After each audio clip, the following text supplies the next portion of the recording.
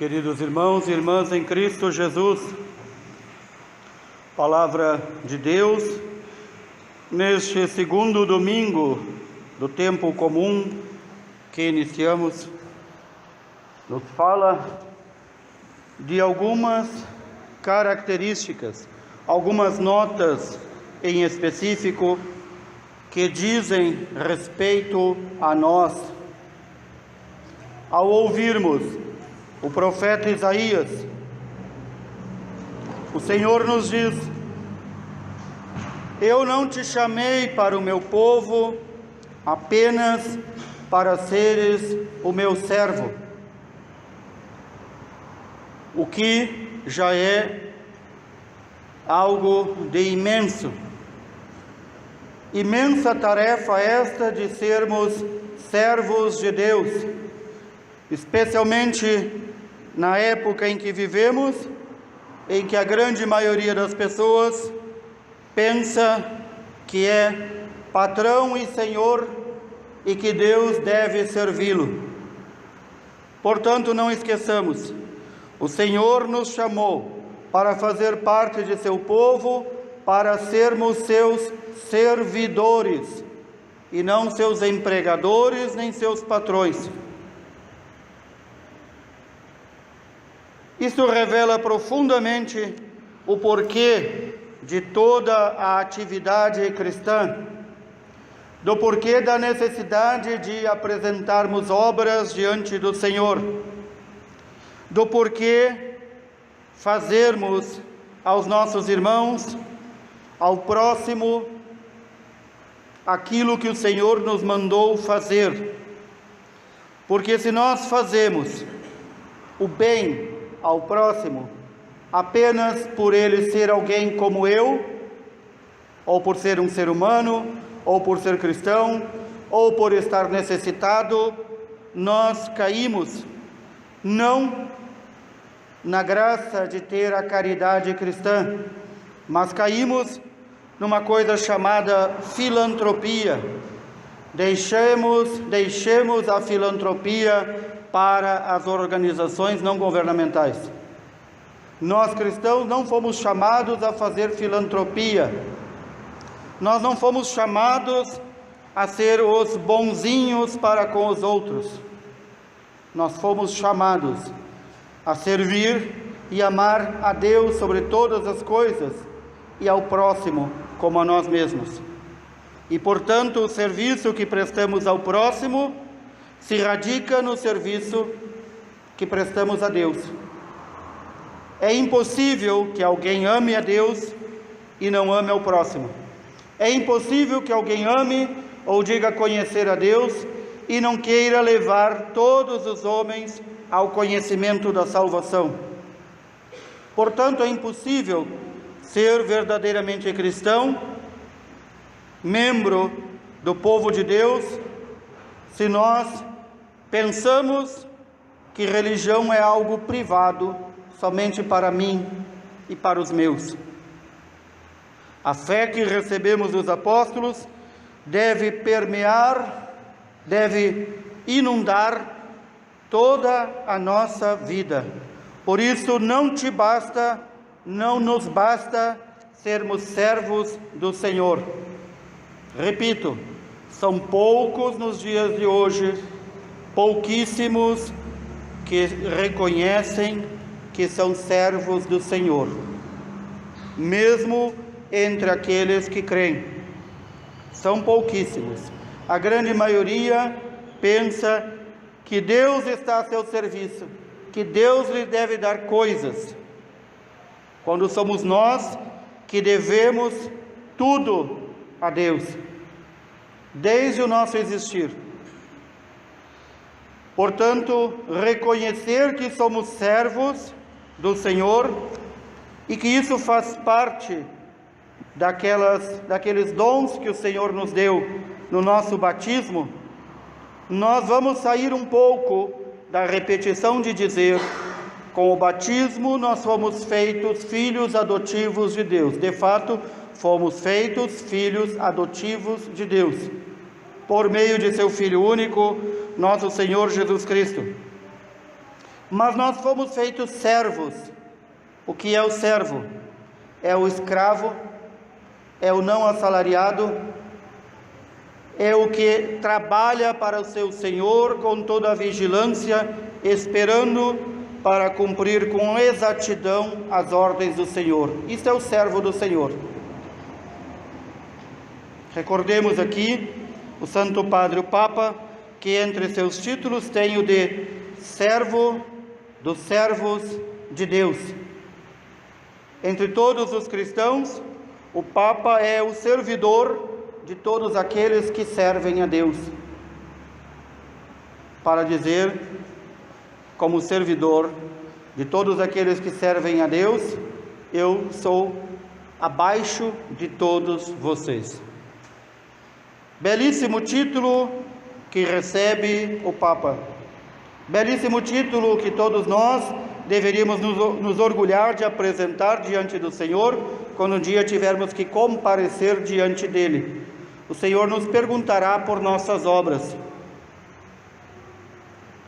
E nós diremos o quê? Não servi a ninguém. Não frutifiquei os dons que me deste. Que eu fiz com os dons que recebi, com os talentos que recebi, com as graças que recebi?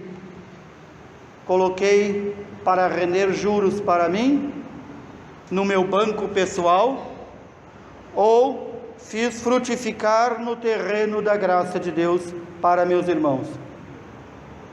Um segundo ponto importante também no dia de hoje, que a palavra de Deus nos recorda, é que o Senhor nos fez para sermos luz para as nações.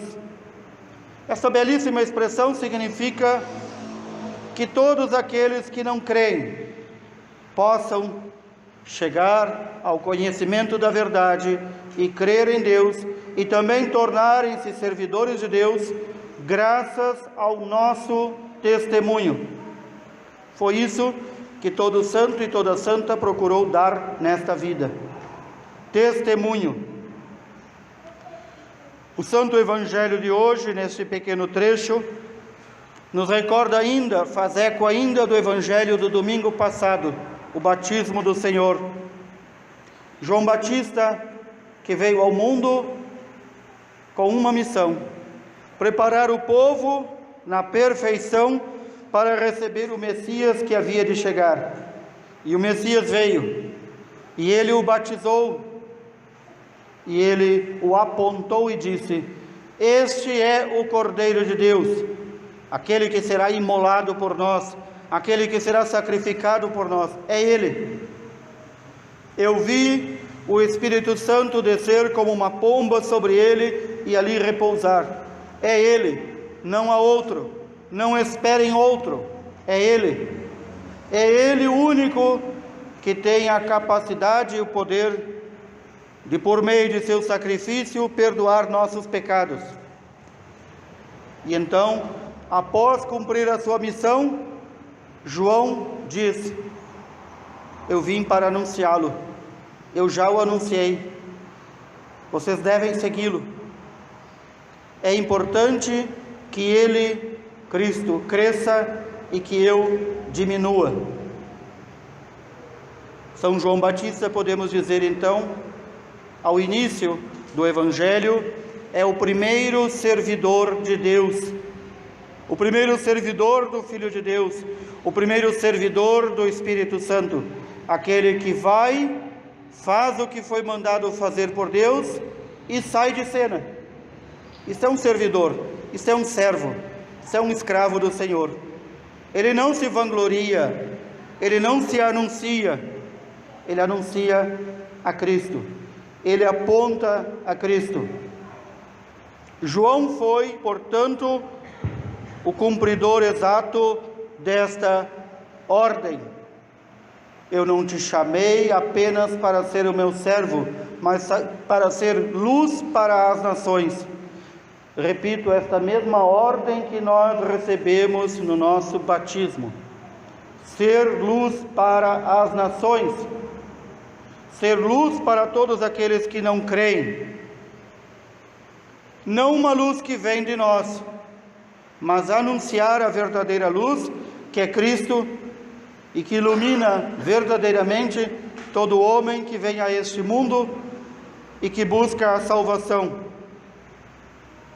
Portanto, aqui vem a palavra-chave, tantas vezes repetida pelo Senhor, a importância do testemunho. João Batista, por seu testemunho coerente, ele chega a receber a graça do martírio. Ele é degolado por pregar a verdade e a apontar o único Salvador. João não ficou como os homens de nossa época, que se dizem cristãos, mas aceitam outros, entre aspas, salvadores. João não tergiversou, não encontrou outros salvadores, diz: ele é o único, o Cordeiro de Deus, é ele que nos limpa e nos purifica. João não era, como gostamos de dizer tanto nos dias de hoje, alguém de diálogo. Nós sabemos como o diálogo é importante para chegar ao conhecimento da verdade, mas como também nos dias de hoje o demônio tem usado a palavra diálogo para tolerar todo tipo de erro, heresia, crime e mal. E então, em nome de um falso diálogo, os cristãos já não testemunham a Cristo, já dizem coisas que só podem surgir do discurso do diabo, como: todas as religiões salvam, apenas uma foi criada pelo Senhor. Em todas as religiões tem salvadores, mentira do demônio. Todos os caminhos levam a Deus, mentira do demônio. Em que as pessoas nos dias de hoje, os cristãos vão comprando e, portanto, não tem mais a coragem, a virilidade de um João Batista de dizer: ele é o único que salva. Não há salvação, como diz São Paulo, a não ser no nome dele. E não há salvação fora da igreja que ele deixou. O resto tudo é pantomima, é teatro, é obra de Satanás. Tudo o mais é inspiração do demônio. Alguns ainda se arrepiam nos dias de hoje quando se fala em demônio. É um bom sinal, é sinal que ainda crê na existência dele, porque já muitos sacerdotes e bispos não creem. Pensam que Jesus, pregam um Jesus, um pacifista, um bobalhão, um super-herói talvez, mas não o Cristo Salvador e Redentor da humanidade, sem o qual e através da sua igreja não há salvação para a humanidade. Dizia o belíssimo testemunho de João Batista: deu a sua vida em nome da verdade, a verdade de Cristo e não sua verdade particular. João Batista, portanto, sofreu martírio como milhares de cristãos sofreram, como os apóstolos sofreram, por amor à única verdade, o único caminho e a única fonte de vida, que é nosso Senhor Jesus Cristo. O saudoso Papa Bento XVI nos recordava que nos dias de hoje, aquela que quiser ser verdadeiramente cristão, talvez não receba o martírio do sangue, mas recebe, repito, aquela que quiser ser verdadeiramente cristão, recebe diariamente o martírio, outro tipo de martírio, o martírio da indiferença, o martírio da ridicularização.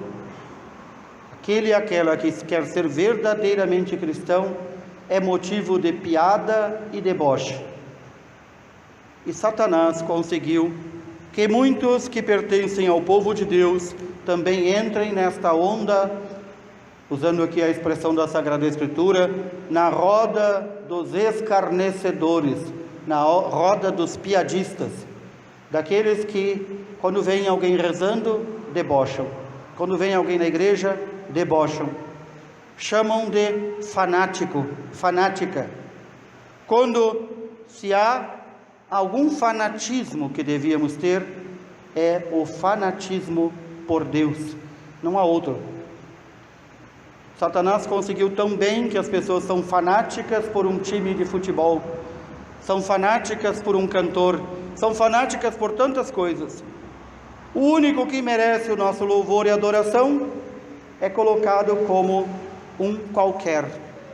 É Deus que no nosso tempo e na nossa sociedade é colocado para escanteio, e que a humanidade só se recorda depois de engavetar Deus, de querer tirá-lo da gaveta para que Deus o sirva, e depois pôr na gaveta novamente, porque a presença de Deus, Pai, Filho e Espírito Santo em nossa vida, que vem trazer graça e paz, também vem trazer inquietação.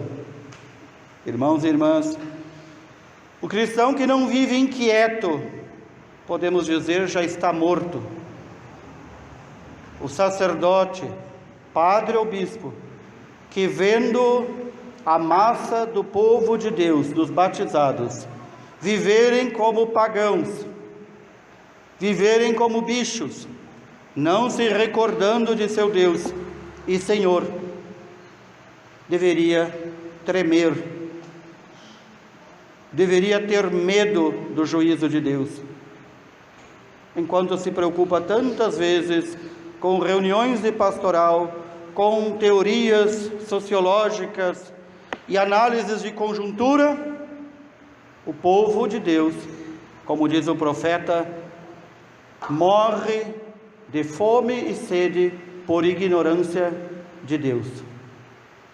Isso deveria nos fazer tremer, não só a nós, sacerdotes, padres e bispos, mas também a todos vós.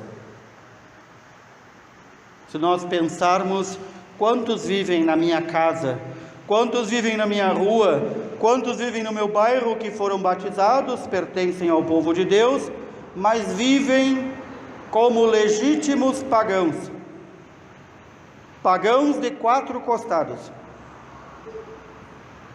e que não se salvarão se não se converterem.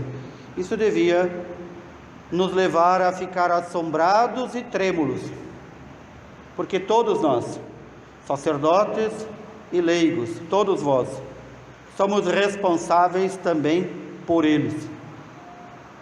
E então nos resta rezar ao Senhor pela nossa conversão, pela conversão deles, oferecer ao Senhor sacrifícios da nossa parte pela conversão dos demais, como bem nos recordou Nossa Senhora em Fátima. Nossa Senhora diz: há milhares que vão para o inferno, porque não há quem reze e se sacrifique por eles. Nós somos responsáveis também por isso. Rezar pela nossa conversão e pela conversão, pelo menos, de todos aqueles que foram batizados e não vivem como cristãos. Oferecer os nossos sacrifícios ao Senhor por eles e pelo perdão de nossos pecados. Por nosso modo de viver, para que todos nos reconheçam como cristãos, sermos luz para todos os povos. Comecemos a ser luz de Deus na nossa casa. Tem cristão muito enganado também pelo demônio, que acha que tem que ser luz para os outros na igreja, no grupo de oração, no grupo de jovens, lá no bairro, em outro lugar, mas não é luz de Deus na sua casa, nem na sua escola, nem no seu trabalho. Quer ser luz para os outros. Este não está sendo luz de Deus. E acima de tudo, com o nosso modo de viver como cristãos, cuidemos aqui essa expressão, modo de viver como cristãos, não é o nosso modo de viver é o modo de viver de Cristo. Para poder dizer como São Paulo, o meu viver é Cristo. Já não sou eu mais que vivo, mas é Cristo que vive em mim. Nossos irmãos cristãos batizados, que vivem como pagãos, devem reconhecer em nós Cristo. Apenas Cristo, não nós. Aí a importância do testemunho. E não tenhamos medo, seja do martírio de sangue, se tivermos que dar a vida por Cristo, ou tivermos que passar uma vida sendo ridicularizados por Cristo.